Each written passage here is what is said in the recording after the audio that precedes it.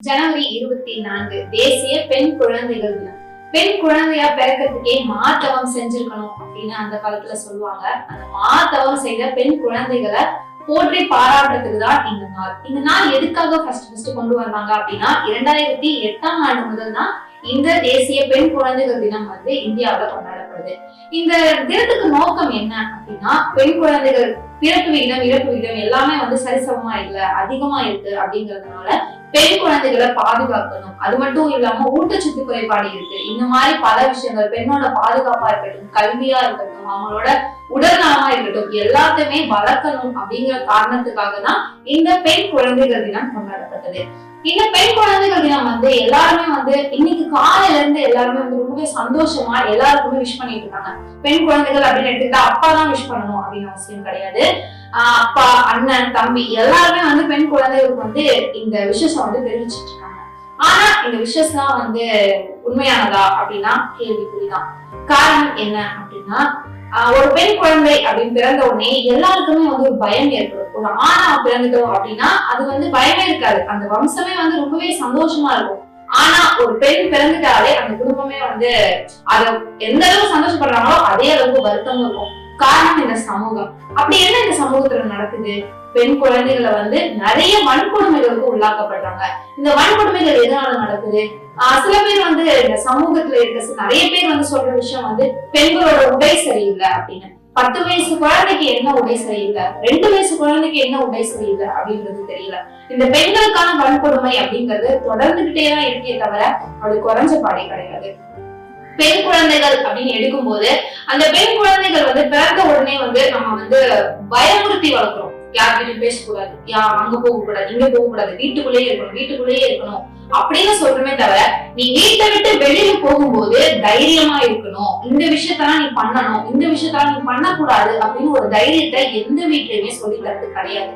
இப்போ இருக்க பேரண்ட்ஸ் 50% அப்படி மாறிட்டாலும் மீதி இருக்க 50% அதை வந்து காதுல வாங்குறதே கிடையாது. அதை குழந்தைங்களுக்கு சொல்றதும் கிடையாது. அது ஆண் குழந்தையா இருந்தாலும் பெண் குழந்தையா இருந்தாலும் அவங்களுக்கான பாதுகாப்பை சொல்லித்தர வேண்டிய முதல் கடமை யாருக்கு இருக்கு அப்படின்னா பெற்றோர்களுக்கு தான். அது மட்டும் இல்லாம ஆசிரியர்களுக்கும் அதுல சரிபாதி பங்கு இருக்கு. ஆனா இப்போ இருக்க சிச்சுவேஷன்ல வெளியில போக முடியாத சூழ்நிலையில நம்ம இருக்கோம். அப்படியே வெளியில போனாலும் ஸ்கூல் அப்படிங்கிற விஷயம் வந்து கேள்விக்குரியதான் இருக்கு. சோ அதனால பெண் குழந்தைகள், அதாவது பிறந்த குழந்தையில இருந்து 14-15 வயசு வர வரைக்குமே அவங்களுக்கு ஒரு விவரம் அப்படிங்கிற விஷயமே தெரியாது. யாரு நம்ம கிட்ட எப்படி பேசுறாங்க அப்படிங்கிற எந்த ஒரு சின்ன விஷயம் கூட அவங்களால புரிஞ்சுக்க முடியாது. அதனால அவங்களுக்கு எது நல்ல தொடுதல், எது கெட்ட தொடுதல் அப்படிங்கிற விஷயத்துல ஆரம்பிச்சு யார் நம்ம கிட்ட இப்படி பேசுவாங்க, இப்படி பேசினா என்ன நடக்கும் அப்படின்றத பேரண்ட்ஸ் வந்து ஃபர்ஸ்ட் சில்ட்ரன்ஸ் கிட்ட வந்து கொஞ்சம் சில்ட்ரன்ஸ் கிட்ட வந்து கொஞ்சம் ஃப்ரெண்ட்லியா மூவ் பண்ணணும், ஃப்ரெண்ட்லியா பேச ஆரம்பிக்கணும். அப்போதான் இந்த சமூகம் வந்து ஒரு நல்ல சமூகமா அமையும். ஆண் குழந்தைகளுக்கும் குழந்தையா இருக்கும் போதே பெண்களை இந்த மாதிரி பார்க்க கூடாது, இந்த மாதிரி தொடக்கூடாது, இந்த மாதிரி எல்லாம் பண்ணக்கூடாது அப்படின்னு ஆண் குழந்தைகளுக்கும் அந்த பெற்றோர்கள் சொல்லி கொடுக்கணும். ஒரு ஆணையும் பெண்ணையும் வந்து இந்த கட்டுப்பாடு, பெற்றோர் குழந்தைகள் வந்து இந்த கட்டுப்பாட்டுக்குள்ளதான் இருக்கணும், நீ வீட்டை விட்டு வெளில போக கூடாது அப்படின்னு நம்ம சொல்லும் போதுதான் அந்த குழந்தைக்கு வெளியில போகணும்னு ஆசை வரும். யாராவது ஒருத்தவங்களுக்கு நமக்கு வந்து பாசமா பேசணும் அப்படின்னா நம்மகிட்ட யாருமே பாசமா பேச மாட்டாங்களே, அவங்க நம்ம மேல ரொம்ப பாசம் வைக்கிறாங்களே அப்படின்னு அந்த பையன் கிட்ட பேச தோணும். சோ இந்த மாதிரி விஷயங்கள்லாம் நிறைய நடக்கும். அது மட்டும் இல்லாம கணக்கெடுப்பு படி பார்த்தோம் அப்படின்னா வன்கொடுமைகள் வந்து யார் மூலமா நடைபெறுது அப்படின்னா அந்த குழந்தைகளுக்கு ரொம்பவே அறிமுகமானவங்க, ரொம்பவே பழக்கப்பட்டவங்க, அதாவது பக்கத்து வீட்டுல இருக்கவங்க, இல்ல அவங்க அண்ணன், இந்த மாதிரி அண்ணன், அப்பா, யாரு எந்த பாரபட்சமுமே இல்லாம அந்த குழந்தை வந்து வன்கொடுமைக்கு உள்ளாக்கப்படுறாங்க. இந்த வன்கொடுமைகளுக்கு காரணம் என்ன? அந்த குழந்தை வந்து வெளியில சொன்னா நான் வந்து உனக்கு சாக்லேட் வாங்கி தர மாட்டேன், உன்னை வந்து நான் வந்து வீட்டுல சொன்னா உன்னை அடிப்பாங்க அப்படின்னு சின்ன சின்னதா மிரட்டி இந்த வன்கொடுமைகள் பெருசா வளர்ந்துகிட்டே இருக்கு. சோ இந்த மாதிரி நடக்கும்போது நீங்க என்ன பண்ணணும் அப்படின்னா, சின்ன குழந்தைங்க கிட்ட வந்து நிறைய விஷயம் பேசுங்க. சோ பேசும்போதுதான் அந்த குழந்தை வந்து நிறைய விஷயம் கத்துக்க முடியும். சோ அதுக்கப்புறம் வந்து ஒரு பெண் வந்து ஒரு தனியா 12 மணிக்கு நடந்து போயிட்டு வரும்போதுதான் அந்த நாட்டுக்கு வந்து உண்மையான சுதந்திரம் அப்படின்னு நிறைய இடத்துல நம்ம படிக்கிறோம். ஆனா அது இன்ன வரைக்குமே சாத்தியமா இல்ல. சோ இந்த பெண்கள் வந்து எந்த அளவுக்கு வன்கொடுமைகளுக்கு ஆளாக்கப்படுறாங்களோ அதே அளவுக்கு பெண் சுதந்திரத்தை தப்பாவும் உபயோகிக்கிறாங்க. ஒரு பெண்ணுக்கு சுதந்திரம் கொடுத்தது இருக்கு. அந்த பெண் எல்லார் மாதிரியும் வெளியில வரணும், நல்லா படிக்கணும், நல்லா வேலைக்கு போகணும், சமூகத்துல ஒரு பேர் சொல்ற அளவுக்கு அந்த பெண் வளரணும் அப்படிங்கிறதுக்காக தான் இந்த சுதந்திரத்தை எல்லாருமே ரொம்ப கஷ்டப்பட்டு வாங்கி கொடுத்தாங்க.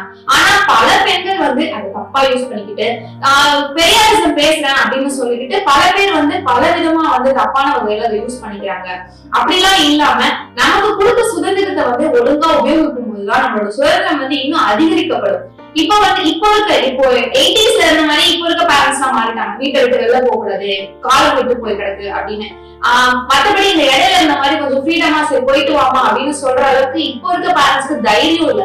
காரணம் இந்த சமூகத்துல இருந்தே நம்ம எப்பதான் வெளியில வர போறோம் அப்படிங்கிறது இன்னும் தெரியாமே இருக்கு. சோ அதனால இந்த பெண் குழந்தைகள் தினத்துக்கு முடிஞ்ச வரைக்கும் உங்ககிட்ட இருக்கிற பக்கத்து வீட்டு பொண்ணோ இல்ல உங்க வீட்லயே இருக்க குழந்தைங்க கிட்டயோ இந்த மாதிரி நல்ல விஷயங்கள் சொல்லி கொடுங்க. இந்த பெண் குழந்தைகளுக்கு விஷ் பண்றது அப்படிங்கிறது சாதாரணமான ஒரு விஷயம் தான். இது வருஷம் இந்த தேசிய பெண் குழந்தைகள் தினம் எல்லா வருஷமும் கொண்டாடப்பட வேண்டியதுதான். ஆனா இந்த வருஷம் உங்களால முடிஞ்சது அப்படின்னா உங்களுக்கு தெரிஞ்ச ஒரு பெண் குழந்தைய கூப்பிட்டு இந்த மாதிரிலாம் இருக்கணுமா, இந்த மாதிரிலாம் இருக்கக்கூடாது, உனக்கு ஏதாவது பிரச்சனைனா ஏன் கிட்ட சொல்லு, நீ அம்மா அப்பா கிட்ட சொல்ல பயனா ஏன் கிட்ட சொல்லு அப்படின்னு நீங்க ஒரு பெண் குழந்தை கிட்ட அதை சொன்னீங்க அப்படின்னா அந்த பெண் குழந்தை மட்டும் இல்ல பெண் சமூகமே உங்களுக்கு கடமைப்பட்டதான் மாறும். சோ அதனால முடிஞ்ச வரைக்கும் எல்லாருக்குமே ஹெல்ப் பண்ணுங்க.